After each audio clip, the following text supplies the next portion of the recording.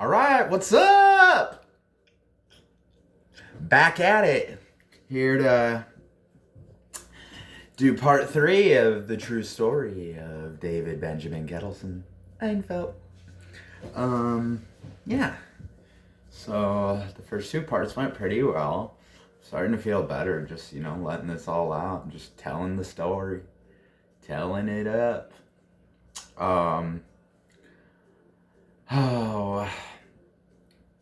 I always imagine like telling this to like a group of people. I didn't think I was gonna have to record this, but I thought it'd be a lot cooler to do it that way. But hey, it is what it is. I gotta get this stuff out, I guess. So, and it's all for a really good purpose. So, it's actually gonna be awesome, and it makes sense why it would all be on video. So, anyways, part 3. Yeah, basically everything I've told you so far is from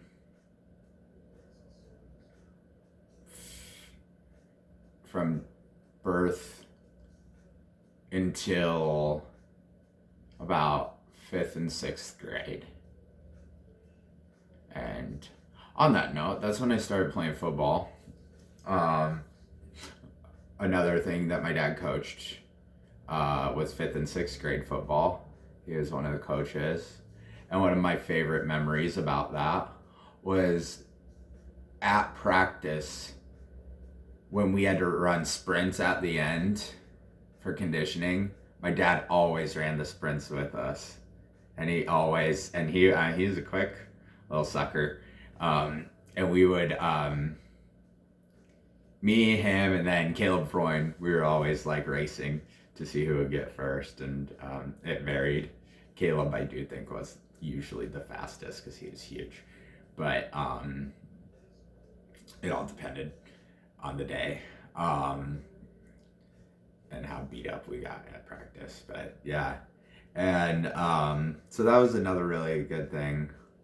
And I don't want to just give my dad the glory of coaching me, because my mom was throughout all of baseball, throughout football, everything. I heard her, no matter what, I heard her from the stands cheering me on. She is a very good cheerleader. She whistles super loud, and she's a fighter. She will cheer you on to victory. So I gotta give her lots of credit for that too. I gotta give my whole family credit for just everything that they've done to, raise me up. Like, even if it was like my brothers and sisters picking on me or anything, like, I'm thankful for it because it has formed me into who I am today, and I just love being me. I like who I am, and I like what I've become, and I couldn't have done it without any of you. Mom, Dad, Crystal, Chad, Joel, Jasmine, all your spouses, all your kids.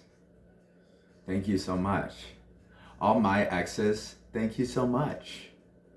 Really. Even though most of you cheated on me. Like all of you did. Straight up. But, yeah. Yeah, pretty much. I'm not gonna name names on that but if you dated me, you cheated on me. I don't know one of you that didn't. I don't know one of you that didn't. And you know what? I cheated on one of you. And that I really regretted. It was a bad thing. And it was pretty sleazy. And I'm really sorry. You know who you are. I don't think I'm gonna name names for that, but once I start telling the story of each one of you, because I'm gonna, because that's what I do, is tell the stories. I mean, we're gonna know that eventually you cheated on me, but most of the time, I kind of like had this thing where like when I realized it wasn't gonna work, I kind of like started behaving in ways that I knew would lead you into the temptation of cheating on me so then I could break up with you. So like I pushed like, you know, but I wasn't like that. Like that's a really disgusting thing. Like I could have never do that, and I still loved you, but I couldn't like, or maybe not loved you, not true love, but like I still wasn't gonna do that, but I kind of like forced you into doing that. Anyways, still, thank you. It always helps me move on to the next, and that was always really nice, just to be able to do. Anyways, I don't know where I'm going with this, but this part 3. So let's see. 5th and 6th grade really is when I started sneaking out of the house. So what age is that? 10 and 11. Oh, and this I wanted to tell. So this is definitely when I was 11, I figured out. When I was 11 years old, in 2003, I believe, one summer night, it had to have been 2003. One summer night, me, my brother Joel, and 2 of our friends, Travis Prohaska and Cameron Costello, we slept out on our trampoline out in the backyard. And where we lived in town, but we were right on the edge of town. So there's a cornfield right in our backyard, right at the edge. And so, and like it's a small town, there's not very many city lights. So the stars are beautiful all the time out there. And, excuse me, burpee make burp it. But one night we slept out there and we didn't even know. We just slept out there and we saw 77 shooting and falling stars. And they were the most beautiful, beautiful, beautiful light things. Like falling green-tailed stars. And I actually just saw one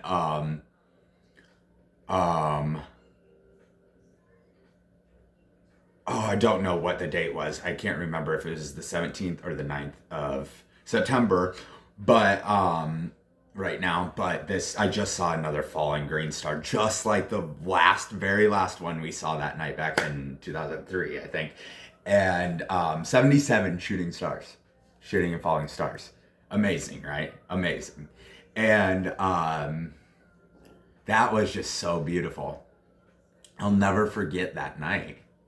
Like how lucky we were to see all those. Like, I hope I bring it up to Joel and he don't say much about it. I don't know why, but that's all right. And I hope to see Travis and Cameron again someday, and just to mention it to see if they remember. It's like everything I bring up from the past, nobody ever remembers. And I'm like, especially things like that, you know? Like Joel remembers, but we just like, I don't know, it just really excites me. So, so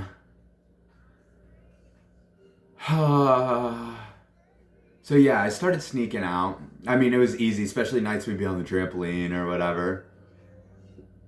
And, oh my gosh, and that reminds me of the night when Marvin Kid stayed with us on the trampoline. Oh my gosh, that was wild. He was sleepwalking and like, oh my gosh. Anyways, I can't really remember what happened. I'm not gonna get into that.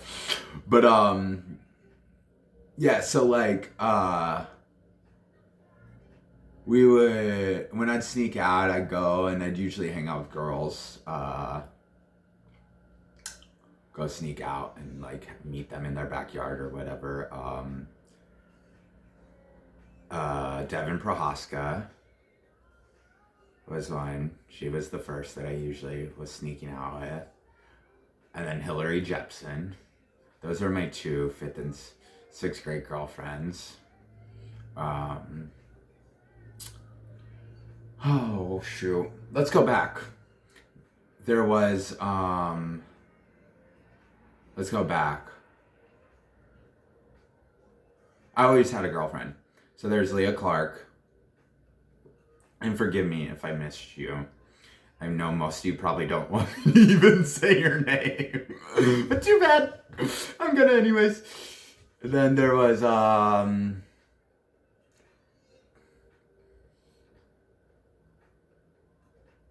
Katie Meyer, Mackenzie Meyer,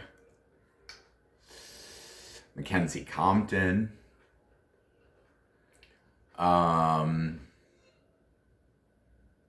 Devin Prohaska, Hillary Jepson, and that actually went up through 7th and 8th grade. But yeah, I would sneak out and I'd go like hang out with them and we just like look at the stars and stuff. It was cute. But then in 7th and 8th grade I also from when I was 10 and I told you that I like did drugs and or not really did drugs but like was around them, and then I drank and like tried a cigarette. It was like that's how I was like introduced to all that, but then it kind of hid away in me. Like, I mean, I wasn't just like a full-blown addict right away. I just figured he was a raging alcoholic. No, but then when I was 13 or 12 and 13 is when I started chewing tobacco. And me and all my friends, we all like just started dipping. We would just like try and get the biggest nicotine buzz that we could. So we'd put it up in our upper lip, or we'd fill our whole bottom lip. We puked all the time. And but it didn't matter, you puke, but whatever, next time it'll get a little better. And yeah, that is basically, that was the gateway drug of trying, because it gave you a high. It really did. And but then you get used to it. And then I remember I had learned, then I started smoking cigarettes, but I didn't know how to inhale really. And then I remember I was at the community center one night, because that's where everybody hung out. Like, we'd skateboard there and ride bikes and everything, and all the kids around the town. And we would so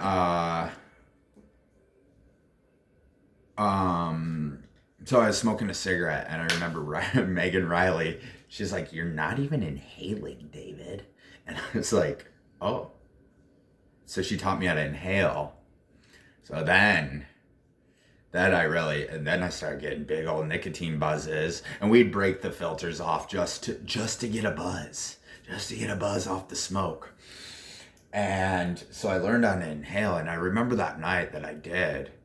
I remember thinking, oh, I'm gonna try that with the weed, because I had smoked weed a couple times. With Measy, my boy Austin Ramirez, and then my brother and his friends, I had smoked, but then now I figured out how to inhale. So I was like, I'm gonna do that with the weed. So then shortly after, there was a high school football game, and I was in 7th grade, and I was in 7th grade, and I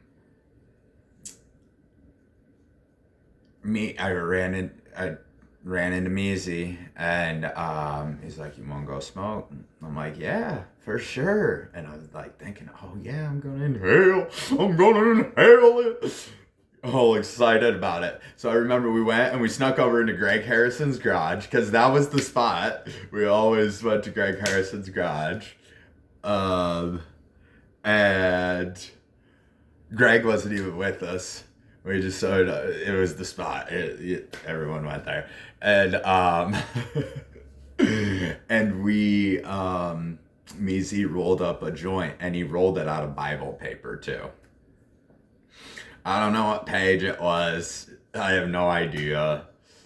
Gosh dang. But that's what happened. He rolled it out of Bible paper, and we smoked it.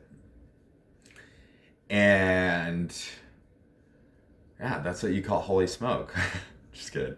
But we smoked, and I remember I inhaled it.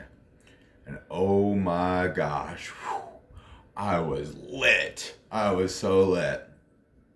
And I was so high. And we start walking. It's like a couple blocks away from where the high school is and where the football field was and stuff. So we start walking, and Meezy's used to it. He got high all the time.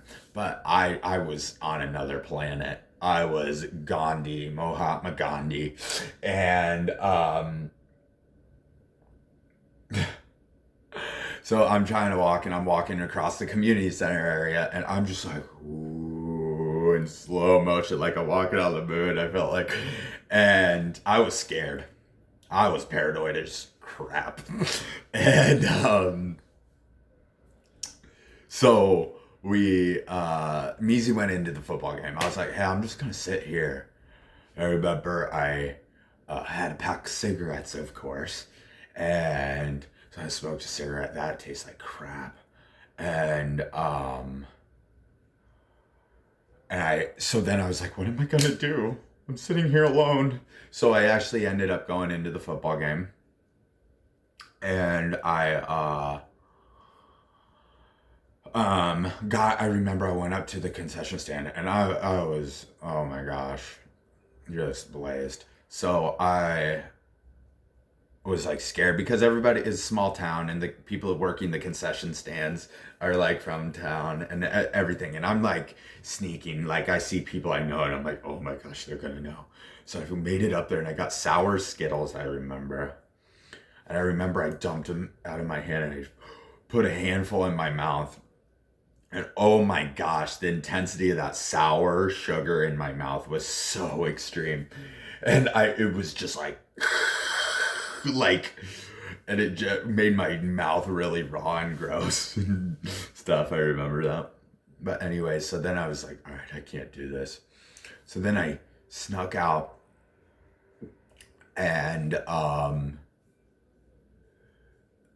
snuck back out of the game, and I went over to the community center, and I was just freaking out. I'm freaking out. And then Connor Wakefield drives by, and he's bumping some music, and I'm like, hey! And he stopped, and I got in with him, and I told him what was going on. And he's like, oh, I got a perfect song for you. And he turned on Weed Song by Bone Thugs and Harmony. And I remember I just laid the chair back, and and I fell asleep. Not fell asleep, but just like relaxed in the front seat while he drove around, and just I'm like, play that song again, play that song again. So listen to that, and yeah, that was that experience. And then let's see, oh gosh, so. And then, of course, I feel really bad, but I got a lot of my friends into these things because I would try them first because I had the older brother or like older sibling, just like I always tried everything first, and then I'd be like, oh yeah. And I introduced people to so many things. It's not even funny over the years. And, I'm really sorry to anybody that, I led in the wrong direction. I mean, I didn't know what I was doing at the time, but still I did it. And, I pray you forgive me. I love you very much. It wasn't with ill intent. I was just trying to have fun, and it was fun at the time. And, I was just trying to have everybody have fun with me. But I'm really sorry. Telling my friends that I, got into all that stuff. But, anyway, so that happened. And then junior high football was really good. When my 7th grade year, we went 5-0. And I remember our last game of the season. It was us, the Durant Wildcats, versus the Regina Regals or whatever they were. And we were both 4-0 in his last game of the season. And we were tied. I can't remember the score exactly. It was 30-something to 30-something. And there was like 20 to 30 seconds left on the board in the fourth quarter. And Coach Newman, my favorite coach ever except for my daddy, he decided to give the ball to me, and I ran it up the middle, and I broke free, and I ran like a 90-some yard touchdown. And at the end, like the last 10 yards, I stuck the ball out and I stepped it in. And yeah, I got a penalty for that. But I knew we won the game because of it. And the penalty only counted on the next kickoff, so I didn't really care. And I did it, and I remember Coach Doody came out to the field and he grabbed me by the face mask and drug me off the field. But he had a smirk on his face because we just won. So it was awesome. But yeah, so that was 7th grade.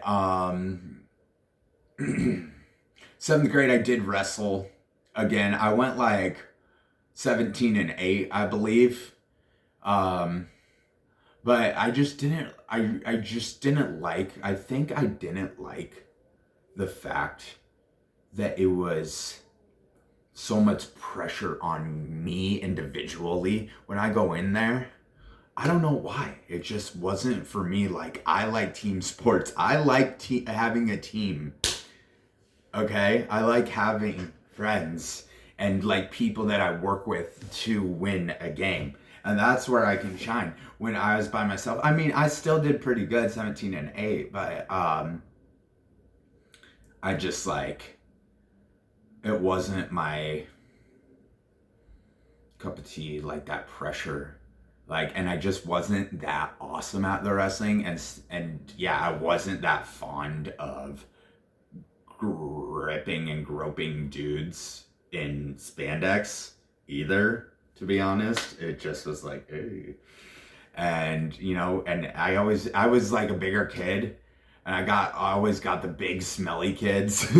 So I'd have to like wear them out and then like somehow like sweep and take them down. And then, but if they got on top of me, oh my gosh, it's just like, I didn't like wrestling that much. But I did that because in 7th and 8th grade, you could split the season for wrestling and basketball for winter sports.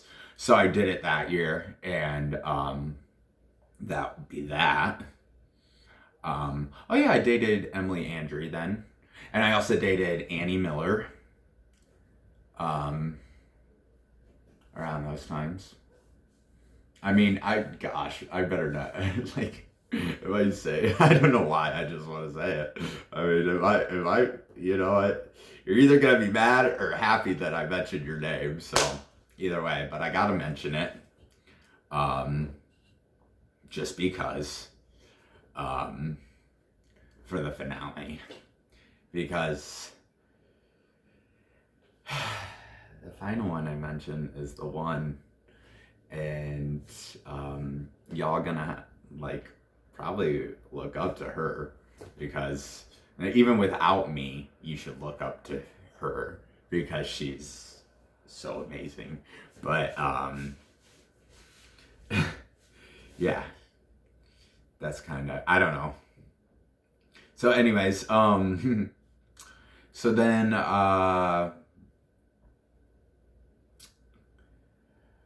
what? Oh yeah, so 8th grade. Then we had an 8th grade fall dance coming up.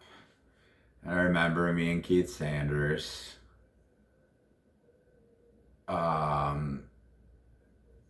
we went to, or we had heard that our older brothers went to homecoming drunk, like they got drunk, and we found out, so we're like, we're gonna do that for our dance. So then we got a friend of our older brothers to drive us to Davenport, which is like 25 minutes away, to have another one of their friends get us a bottle of a bottle of Hawkeye vodka and a half gallon of Hawkeye vodka. And that's the cheapest vodka you can buy out there. And it's like basically like rubbing alcohol. And I remember I got 3 wild cherry Pepsis, and I drank them all halfway down and then filled them with vodka. And then on the 25-minute drive back to the dance, 25-minute drive back to the dance, I chugged all 3. So that's 30 ounces of vodka. Oh my gosh. Wow. So that's like what?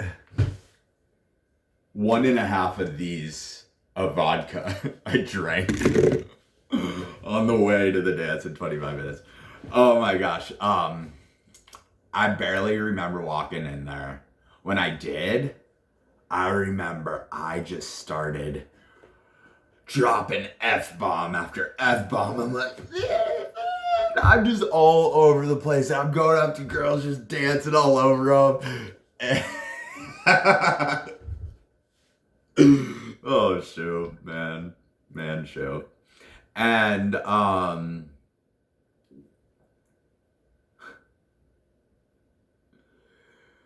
so then eventually, like I caught the chaperones and the teacher's attention, of course. So I remember Miss Steinman, she was the principal, and Miss McKinley, she was one of the teachers. She was my 8th grade English teacher. Chaperone. I remember they brought me into the computer room, which was right by the cafeteria, which was right by where the dance was. And I'm just sitting there like, oh, whatever. Like, who cares? And they're just asking me all these questions. And then Miss Steinman says, Mr. Ketelsen, why do you think you can come to my school, or my school gathering under the influence of alcohol? And I said, because I'm David effing Ketelsen.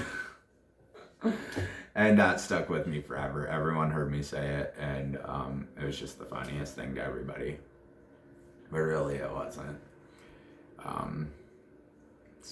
Kind of sad, but they were nice enough to just call my parents. God bless you, all you chaperones and teachers and Miss Steinman. God bless you all. I love you very much. Oh shoot! They called my parents, and they didn't call the cops, luckily. So then I got in. My dad picked me up, and I was wasted. And I remember they got me in the house, and I'm just like, and we had just moved into a new house my parents had just built. My parents were carpenters. Daddy a carpenter. My mama's name is Mary. You did the math. And which is so awesome. Makes me feel good to just say those things. Brings me way, way back. But to the land before time. Anyways, so we let's see. They brought me into the house, and I remember we were going through the hallway downstairs. They're bringing me upstairs to the go to bed probably, and then I just puked everywhere, all over the wall, and it was all black. It was all black. I think I had really bad alcohol poisoning, and we made our way upstairs, and I remember my parents had to give me a bath, and they gave me a bath, and it was all black, completely black. So I remember the next day I woke up and I lied, and I said that because I thought it would be less trouble, and I said that it was tobacco, that I had swallowed a dip of chew. I just swallowed the whole thing, and I made up this whole story about it, how it was that. And I think my parents just kind of went with it. Like they smelled the alcohol. There's no way they didn't.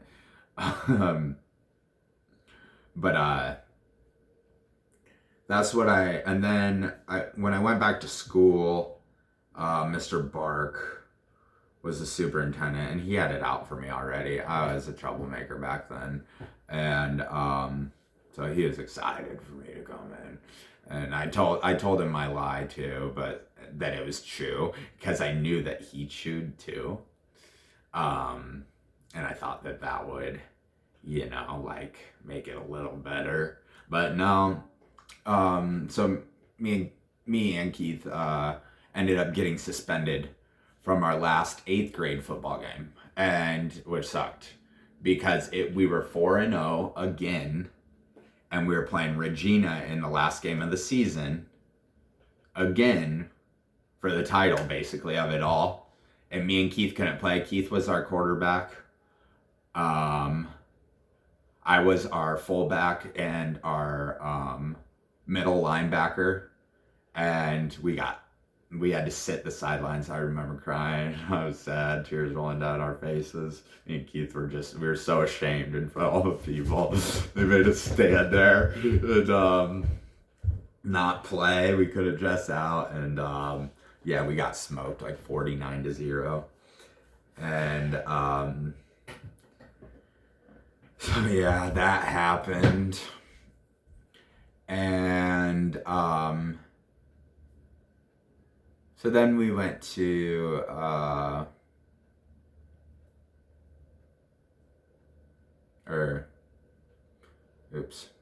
so that kind of like turned everybody in the town against us, especially me, I felt like, at least. And like my girlfriend's parents weren't like happy with me anymore, and a lot of shame was on my back, it felt like. So but instead of caring what people thought, because I never really have, I decided to just keep rebelling. And so I would hang out with my brother Joel, and he had his license then, so he would give me rides to school any day that I could, and like I'd smoke cigarettes with him and John Flack on our way to school. And that's where I really picked up the ritual of a cigarette and a Mountain Dew every morning. That was my thing. And Oh yeah, and then after school, some days we would go and we'd smoke.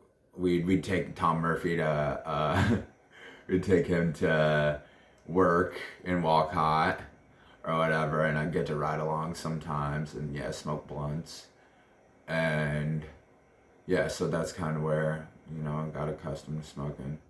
So then came that summer, and actually I started dating this girl named Casey Amato. I forgot. I'd go hang out with her. She was from a different town. And then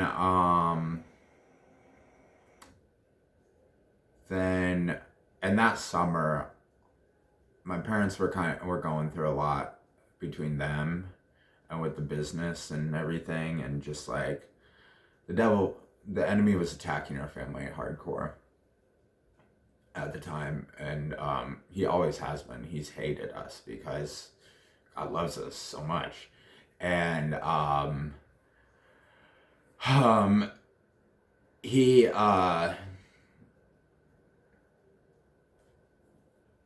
let's see, and he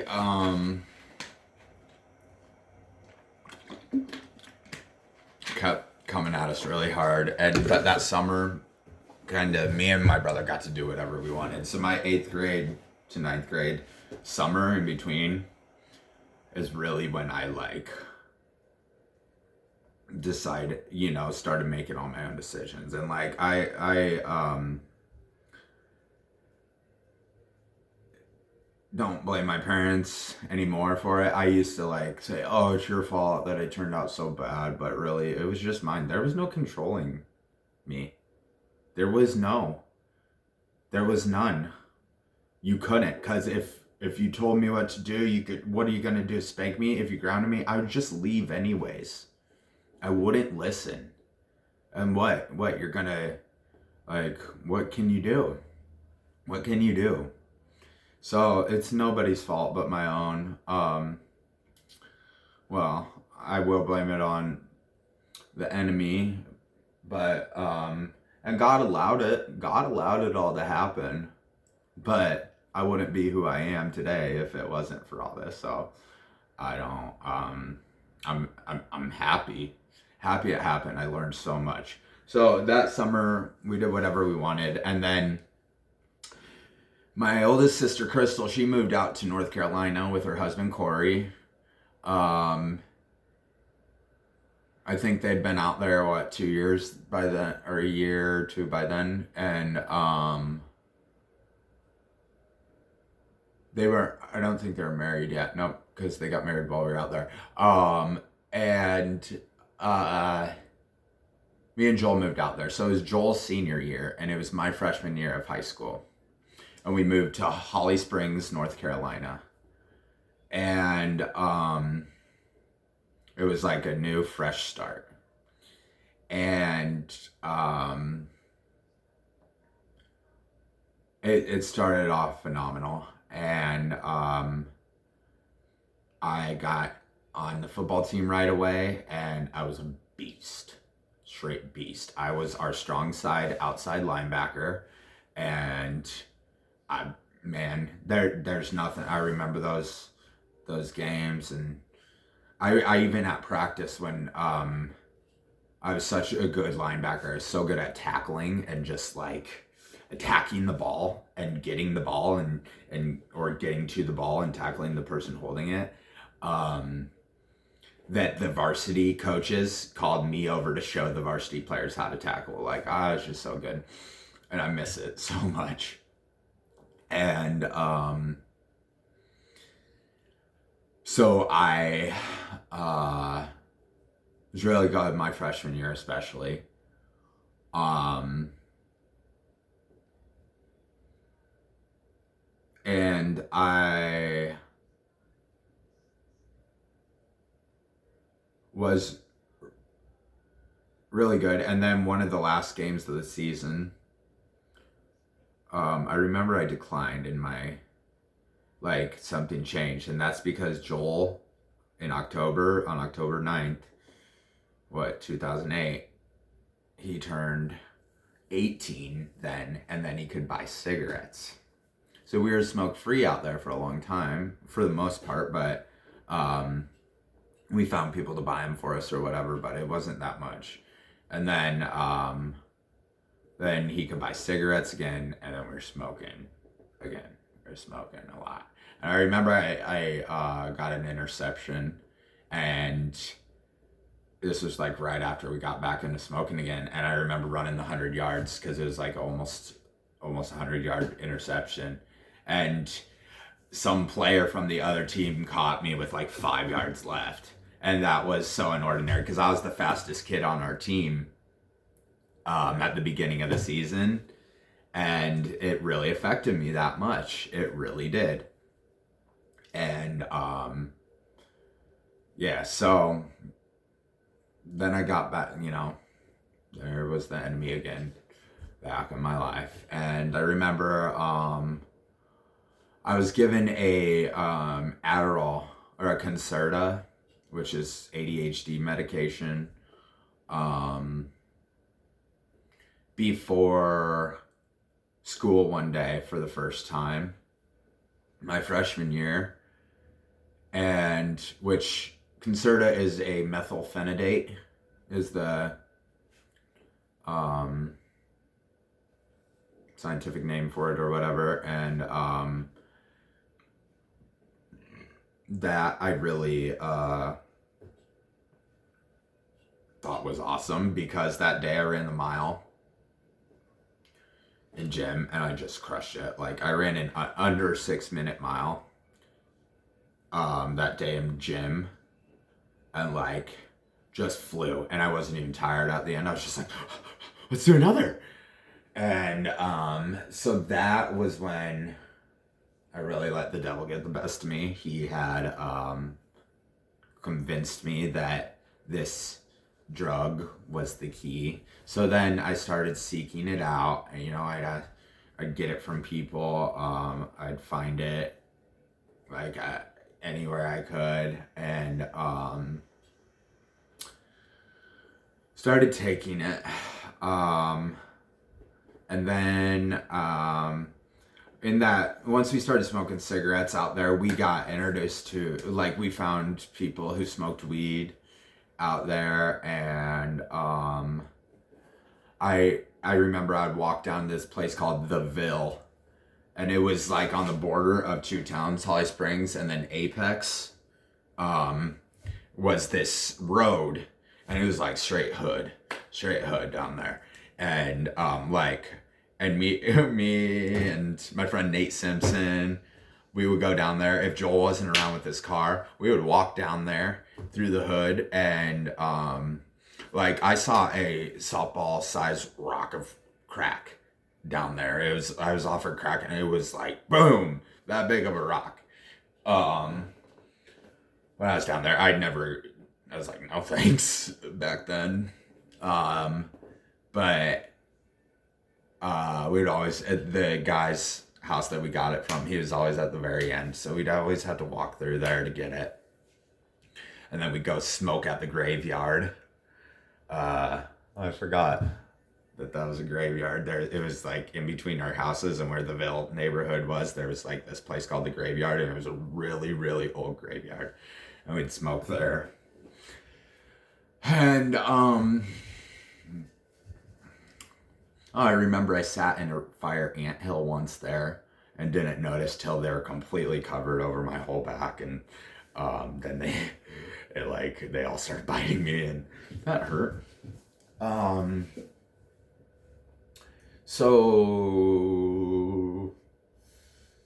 then we just kept partying. And there was a lot of parties that went out there, and we were like initiating them, like me and Nate and Joel, and there were house parties, and the cops out there were crazy, dude. They were nuts, and like they were out on the prowl trying to get kids in trouble, and like my friend Nate, he got busted with weed. He was like a sophomore. He got busted with weed, like 11 times by the time he was a sophomore. I'm like, jeez. So that's how crazy cops were. And like, there was one night where we had a party at this Olivia Simpson girl's house. And dude, so many people showed up. So like hundreds of people showed up. And I remember I was partying at the house, and then all of a sudden the cops opened the front door and they had my brother Joel in handcuffs. Because he was out at his car, like, getting some weed. Because he sold weed back then. And,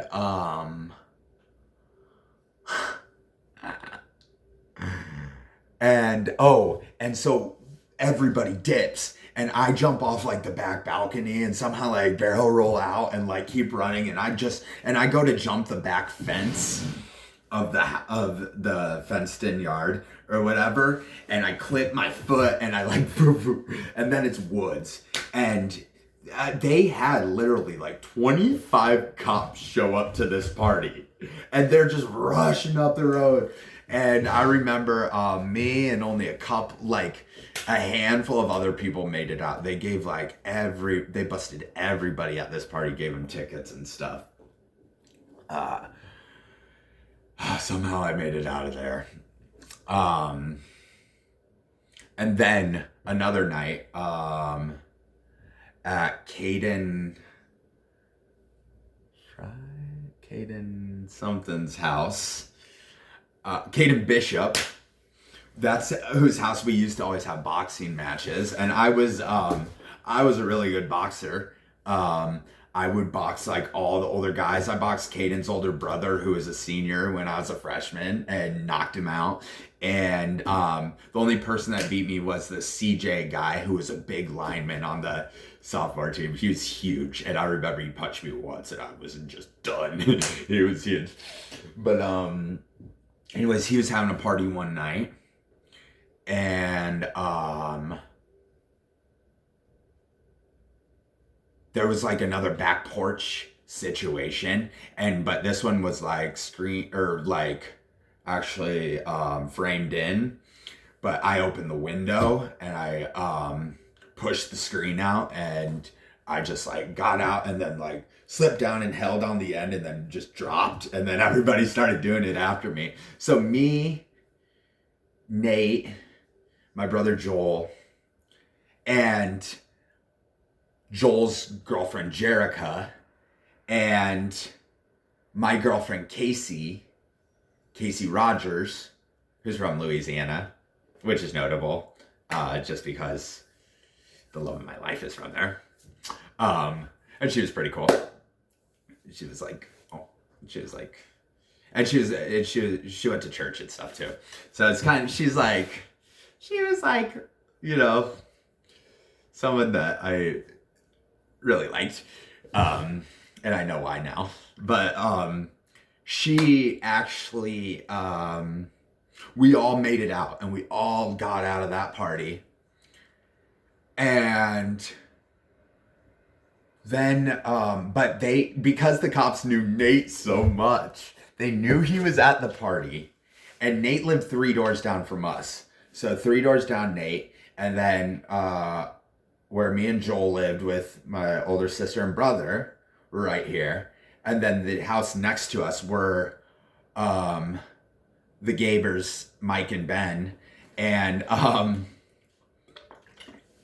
we parked in their driveway because they're really nice. We were good friends with them. And we were parked in their driveway one night, and we were out there smoking weed because we just right next door, because we didn't want to be parked in ours to get in trouble with their sister. So and we watched the cops go from there down to, from Nate's house looking for him, down to our house, because Nate's dad said, oh, he might be down there. And then Joel, we just hotboxed like 6 blunts. Casey left her phone at the party, and we called it, and the cops answered it. And like we started prank calling the cops on it and like just like having so much fun with it. And then they came, it's like they traced it or something, and they came to our street, and in Arbor Creek. Yeah, Arbor Creek was the neighborhood. And yeah, so Joel, like we were drenched in the smell of weed. Can you quit drinking that if it's gonna be burp all the time? But so we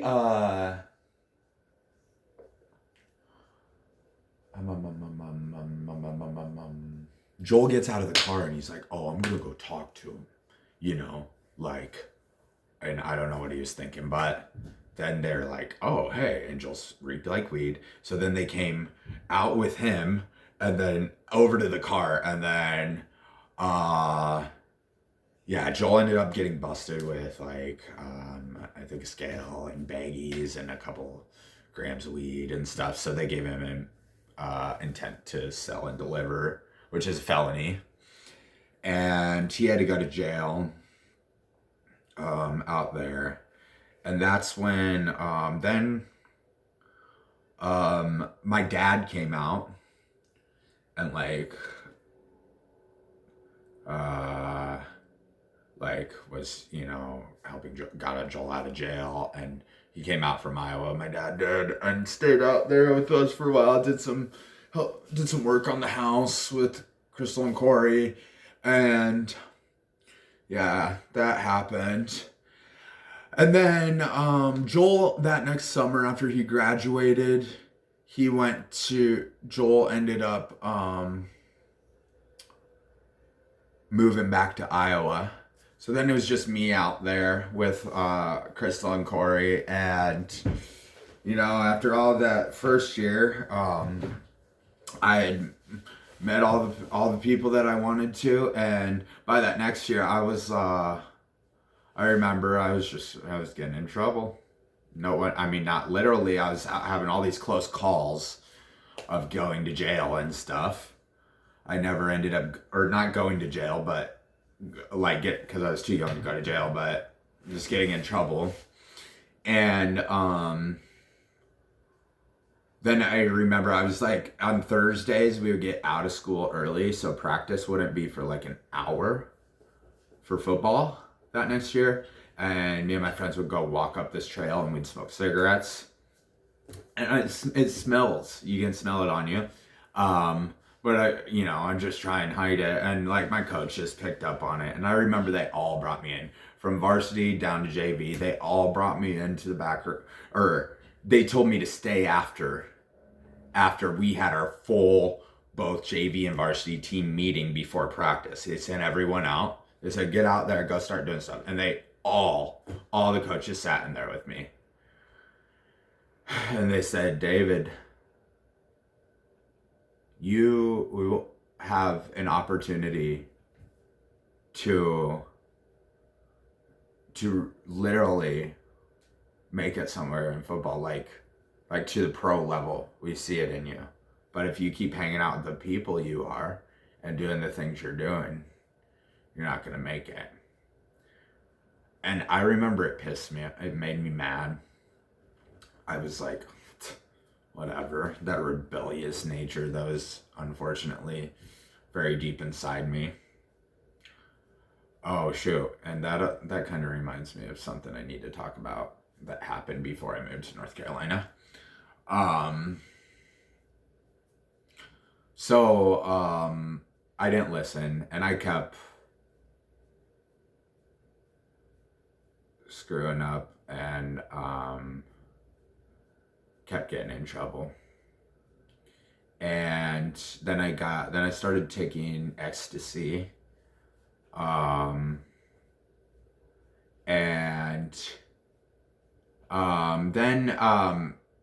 I was still really good at football. I had 137 tackles, and I only played in 9 of the games of the 11, because I had to miss 2 because I went to the Outer Banks for my sister's wedding. And my coach told me that if I missed, I'd have to sit out that week and then the following week for missing. And I tried to stay. I was going to stay. But then I was like, you know what? It's my sister's wedding. So I ended up going to the Outer Banks, and which was a great time. We had like 4 mansions along the beach. One for the bridal party, which I was in, one for each one of the sides of the families, and all this stuff. And I remember, excuse me, I don't know, I'm just burping a lot, sorry. I remember going to, and basically every night, I was getting smashed, drunk out there. Because that's what we were doing, we were partying.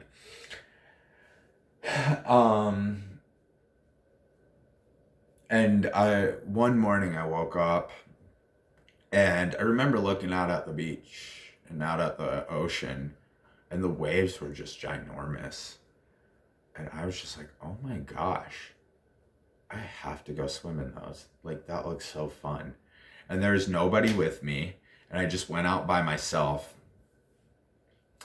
And I just kept going out and out. And then all of a sudden, I just I'll realize that I'm out far, and I go to turn around, and then the water just pulls me out even more. And then here comes a big wave and drills me. And then I'm like, oh crap. So I try swimming back, and it keeps happening more and more. And I got caught in a riptide. And just the more and more I tried to go back to shore, the more it jugged me out and just boom, drilling me with these huge waves. And I'm swallowing all this salt water, and I remember puking out there because the salt water just completely drowning in it. And then I remember that this voice came into my head, and it said, David, swim sideways. I'm like, okay. So I swam sideways, and apparently that's how you get out of a riptide, is to swim sideways. And that's what I did, and I got out of it. So I kept swim sideways, and I got out of it. And then I made my way up to shore, and I remember I was just dead beat, just from fighting these waves. And I get up, and I'm in a foot of water, and I'm just sit down on my butt. And I'm just sitting there, and I'm catching my breath. And then I close my eyes are closed, and I look, and I open them, and there's 3 stingrays, some Moana. It was some Moana shit. Boom, 1, 2, 3, and they're just there, and they're just beautiful right around me, and I'm just like, oh my gosh. And it was kind of scary because that was right when Steve Irwin died from a stingray stabbing him in the heart. So I was kind of scared, but I just sat there and I didn't move, and it was majestic, just sitting there, just seeing these 3 stingrays. And yeah, it was just God reminding me, he's with me, and he just saved me. He had just saved me for sure. But let's go back to that memory of before I left for North Carolina. There was one night in the bathroom there was one night that I walked upstairs from the basement where I was sleeping up to the main floor, and my parents were in the bathroom. It was a half bath, just a toilet and stuff.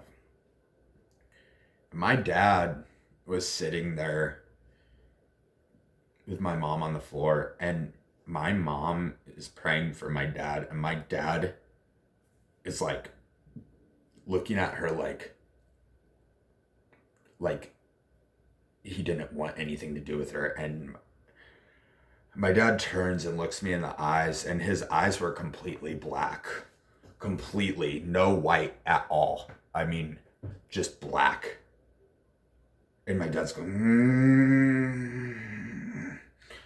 And every time my mom would get closer to him or touch him, he would, and then my mom sat, and I sat there, and I go into the bathroom, and I can't remember why my mom left. My mom's like, "Oh my gosh, David, I'll be right back."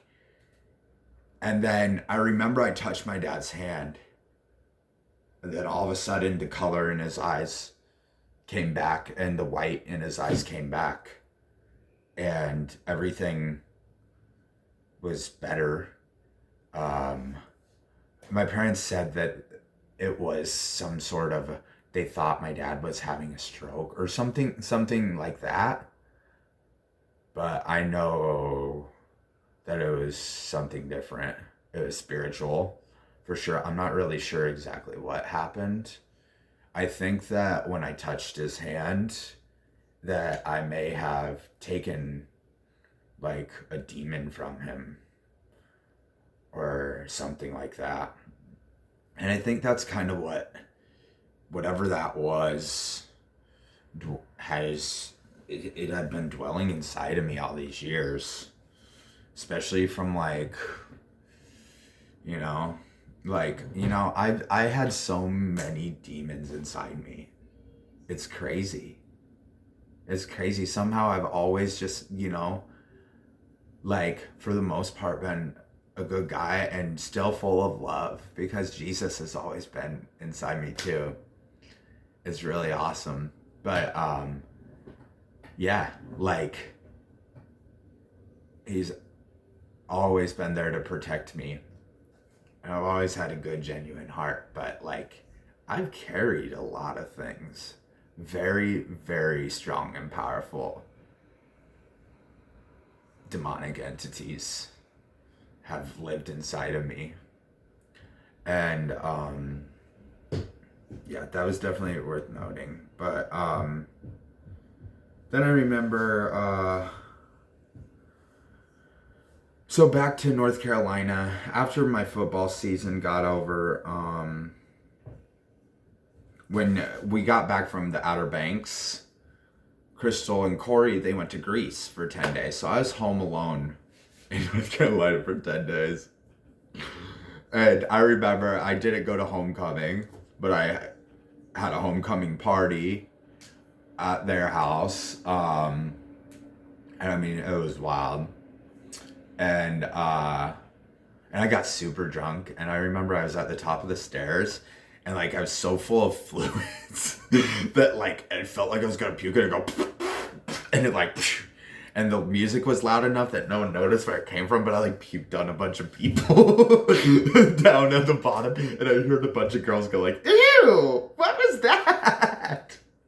And I just stumbled past them like I didn't do nothing. Sorry, this was funny. I puked on you. But, yeah, so I completely cleaned the house. I remember, I realized that they're coming back the next day. All of a sudden, I'm like, holy crap! So it took some Adderall and I cleaned the crap out of it like a tweaker does. And if it wasn't for Crystal had this cheat in front of there was a ottoman table in front of the sectional, and there was this plate that the remotes went in and stuff, this big dish thing. I don't know. But anyways, underneath that, beer got spilled, and I missed that spot, and she had picked it up, and so she found that when they got home, and that's how I got busted for having a party. And then so then I got grounded by my sister, and I was just like bewildered by that. I was like, oh my gosh, my sister's grounding me, what the heck? So I couldn't stand that. So I started sneaking out, which I always did anyways, because so yeah, like I was grounded, then I started sneaking out, and then I remember like finally like being like, okay, I'm gonna listen to what they say and just be grounded so I can get out of this, because God spoke to me. He's like, because Crystal, I asked how long I was grounded, and she said indefinitely, and I looked up that word, and I was like, oh. At first, I'm like, that means forever. That could be forever. But then I realized that, that could also mean she could unground me tonight. So, I started being good. And then one day I was over at the neighbor's house. They had a half pipe. Mike and Ben did. And I was over skating on it. And then Nate came over. And Nate got in all the trouble with the weed. My sister didn't like me hanging out with him, which is completely understandable. But Nate came over to the half pipe, and we were skating there. And I was able to skate the half pipe, but not with Nate. So because I didn't leave when he got there, I got in more trouble. So then I just like, you know what? And I was so butthurt about it because I was like, I was like, what the heck? Like, I can't control if he comes over and skates on this, so whatever. So I was mad. And I ended up just leaving. And I ended up just like saying screw it, and I left, and I started doing my own thing. And I remember I like left for like 3 days or something, and stayed with some friends or whatever, and then I came back, and there was a plane ticket on the kitchen table for me to go back on, I think, the next day, which was Thanksgiving. So back to Iowa I went. And yeah, so we're going to stop that here because I think I'm running out of video time on my phone again. And that will conclude part 3 of the true life story of David Benjamin Ketelsen Einfeldt. And I just want to say that love to all. Love to you, my wife. I can't wait to be with you officially forever and ever. Amen. It's coming very soon. I want to thank you for influencing me to, number one, get better and become a better man, and and just like truly take on the Spirit of God, because now He dwells inside me. God lives inside me. That kind of makes, what does that mean? You be the judge. But yeah, so I just want to thank you, LD, for everything. You've made me a better man in so many ways, and you just keep making me better and better, and I love you so much. I want to thank you so much, and I'm on my way. It's all about to go down. Call up the homies, it's about to go down. So yeah, just thank you so much, and I love you so much. Thanks for being so patient with me and just caring about me, and like seeing the goodness that was really deep down inside me, despite all the nastiness that I just showed on the outside. You saw all the good inside me, and I thank you so much. You're the best, babe. I love you so much. So I will talk to you soon, and actually I'll talk to you after this, maybe if I'm lucky. And yeah, we'll go from there. But this concludes part 3. I love everybody.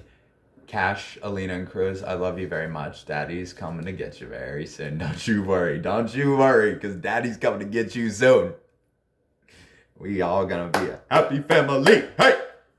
So, All right. Love you. Bye.